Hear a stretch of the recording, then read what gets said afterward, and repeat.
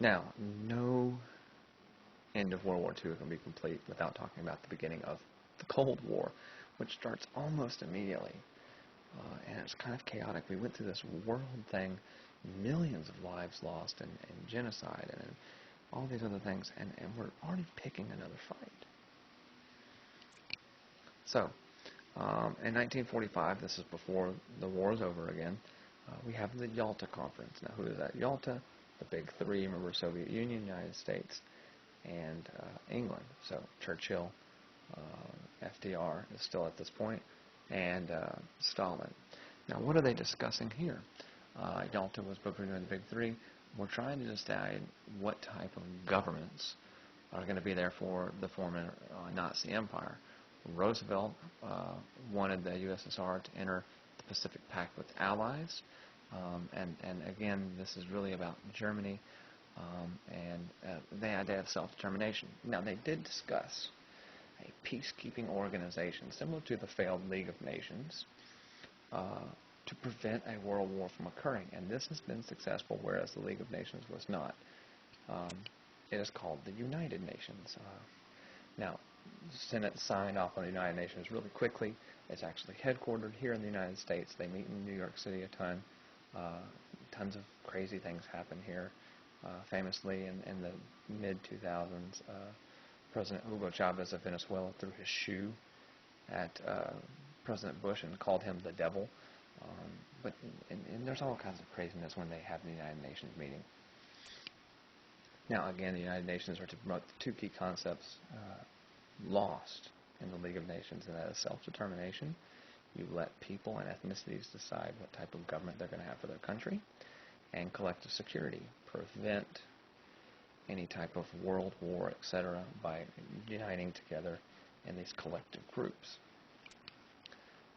Now, there is a permanent security council that was composed at the end to make sure of this. Now, the United States is on it, England's on it, France, Germany, etc. But the big deal is the United States is on it at this point, and so in the Soviet Union.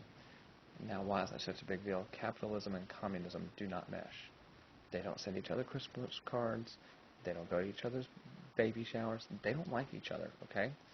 These two types of governments do not get along, and yet they have to maintain some type of peace, which is going to be a difficult sell, and we're going to see how that kind of all plays out here in a second with the Cold War. Now, we've got to have some type of ramification, have some type of justice.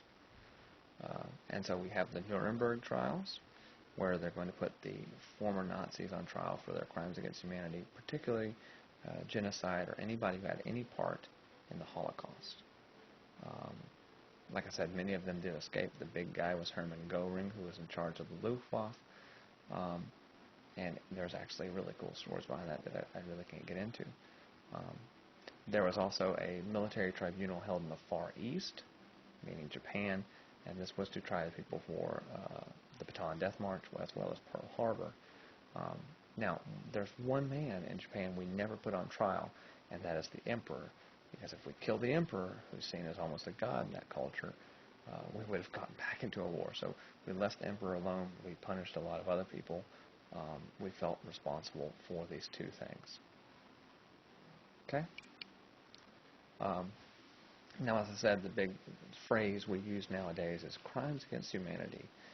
This would be anything we call war crime, treating a prisoner of war unfavorably, etc., genocide, killing off an entire race, or just treating humanity like they don't have a say. And that's a horrible concept, but it continues to happen. Darfur has happened. We have ISIS, which John Kerry, our Secretary of State, said they're committing genocide, and it continues to happen. Pol Pot in Cambodia in the 70s, which we'll talk about. But why does this continue to happen? Why do we feel like we need to kill off an entire race of people? And I don't have an answer for you. That's a kind of rhetorical question. I don't know the answer. But now, at the end of World War II, we are now divided into two superpowers. The American West, with democracy and capitalism, and the Eastern Soviet Union-led communism. And we're both touting that our way of life is superior to the other. And we're going to put this on a lot of things, and ultimately it becomes known as the Cold War, a political battle, in which the eagle, the United States, will fight the bear, the Soviet Union, or the Reds as they were called, etc. And we'll see how that plays out in the Cold War, and there's a lot of fun things there, okay? Now, one last conference we do have with the big three. However, FDR is not there. We have Truman, and again, Churchill's not there. We have a guy named Clement Attlee, but Stalin's there, okay? The Potsdam Conference, we basically decided we were going to split Germany into four. And there you have the four sectors. But the thing that made it interesting, if you see the red sector, the Soviet also contained the capital, Berlin, but we quartered that up as well. So there was actually a capitalist sector inside of a communist country, which is going to make for some difficult feelings, especially in the Cold War. Also in Potsdam, that aura of the atomic bomb is lingering over people. Oh my gosh, they dropped the atomic bomb. These guys mean business. So as I said, this is the end of World War II, but also beginning the Cold War. Now the next series of videos, or the next 10 days, we'll go through about the Cold War and how it kind of developed over the 50 years it lasted. All right?